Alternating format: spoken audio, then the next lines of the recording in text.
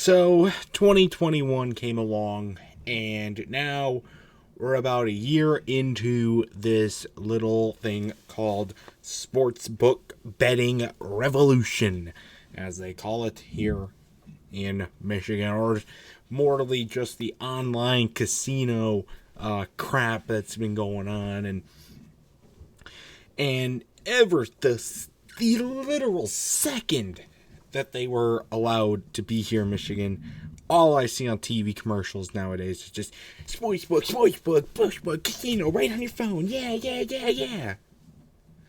Casino is on your phone. Here, you get $1,000 in free play if you do this. Sign up now. I'm thinking, who is dumb enough to fall for that? But apparently they have, because they're continuing now. Completely baffles me. And it's not just one either. I mean, you got like Golden Nugget. Golden Nugget's one of my all-time hated ones, because this guy's like, I'm pleased to announce that we're available in Michigan. I'm like, dude, nobody cares. He's walking around. He's got all his girls with him, and this kind of stuff. And it's like, you could play roulette and stuff like that. And gambling's already not that great. It's an addiction that people have. Talking about, I went to the casino one time. Yes, I am allowed to go to certain casinos at 18. And did I enjoy it? I mean, it was okay. The thing is, though, even after 2 years, almost 2 years of no smoking in casinos, they still smell like cigarette smoke. And I hate the smell of cigarette smoke. Plus, the machines weren't even that good. They were all kind of generic, at least the ones I played. I didn't play any of the card games and stuff like that, but the generic slot machines and stuff like that, and they're okay. I mean, it's not a horrible experience. It's a fun night out every now and then, but some people are doing this daily, and now they don't even have to drive. The one thing that was preventing people from doing this daily was the drive cost, and the fact that they need to drive and spend more money on gas and stuff like that, and use gas and stuff like that, and buy food there and stuff. Now you can just do it straight from your phone. Doing this with your thumbs. Wasting. Here, there goes $500. Oh, there goes $1,000 bet. Oh, there goes a $250,000. Yep, there goes my house. And now people are just blowing their money. So you know what these people do, okay? And sure, the casinos, they're okay. I mean, they're not okay, but they're not the worst. What's the worst is the sports books and the sports betting, okay? That comes live the second, and that's all I've seen while watching sports on TV. And the big catalyst that I see all the time is Caesar Sportsbook. The sportsbook app of people. So he says all the time. Okay, well, coated in diamond-crusted plates, and talking with the Manning brothers, and for some reason the CBS got Jim Nance. For some reason he's talking with him, and he got a girl with him, and he goes up, oh, let's have taco night. Yeah, tacos, yeah. Because that has anything to do with sports betting. And then the other one's DraftKings, right?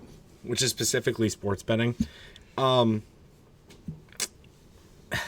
It's the same girl comes on. It's like, oh yeah, I'm wearing black leather jackets. Yeah, I'm so into boxing. I'm so into baseball. I'm so into boxing. Boy, blah, blah, blah, blah, blah.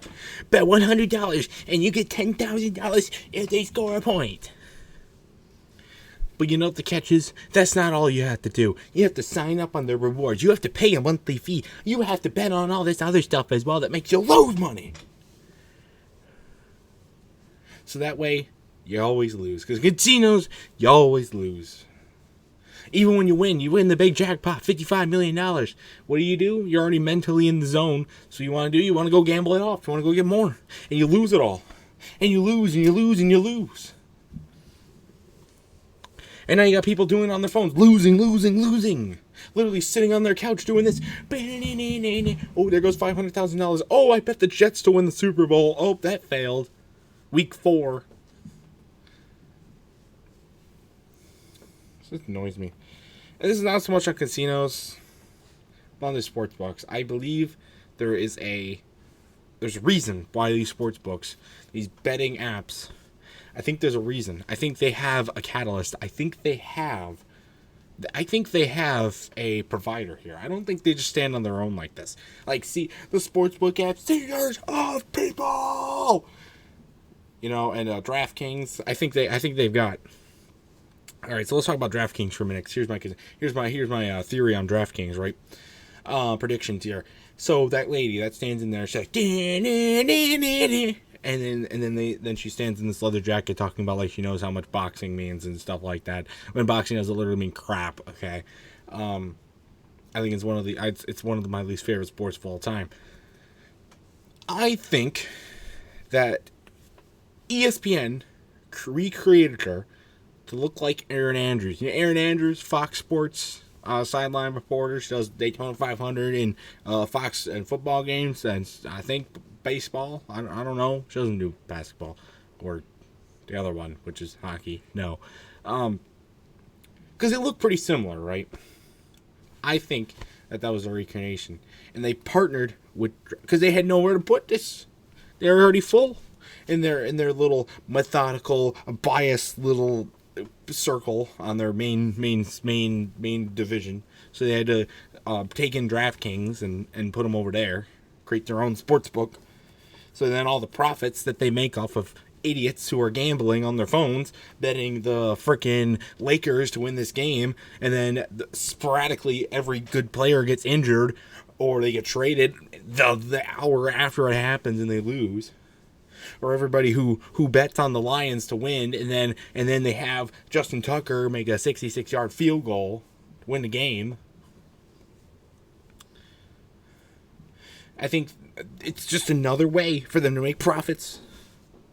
Okay, because they put all these huge bets on games. It's so easy to make $100.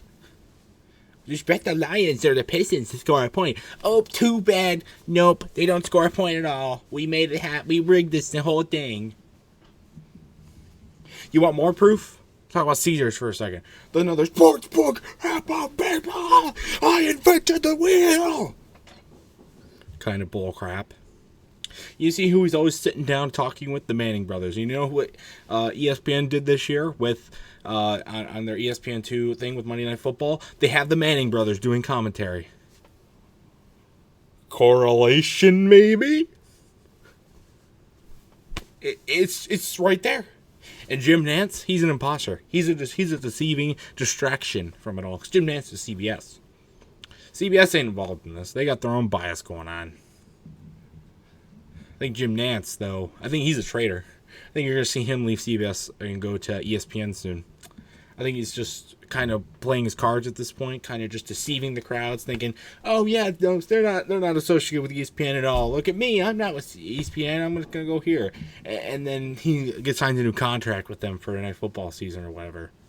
Or maybe he signs a dual contract. Maybe, yes, CBS is in on this as well. Maybe they are. Maybe it's a distraction. Maybe it's CBS's distraction to say, hey, we're not involved with this at all. Boom. I cracked your guys' code. How do you feel? So anybody out there, right? I just cracked this code for you. You didn't need to do the work. Don't do sports betting. Do not do online casinos. Do not follow Caesars, DraftKings, or any of the Gold Nugget, whatever. Don't follow them. If you want to go to the casino, actually go. Do not get it on your phones. Please learn moderation if you really want to. Okay? Because all they're going to do is take your money and feed it to ESPN so that they continue to put in their bias with Ken Pom. Okay? Do you really want that? Do you really want more freaking bias because of Ken Pom? Because I don't.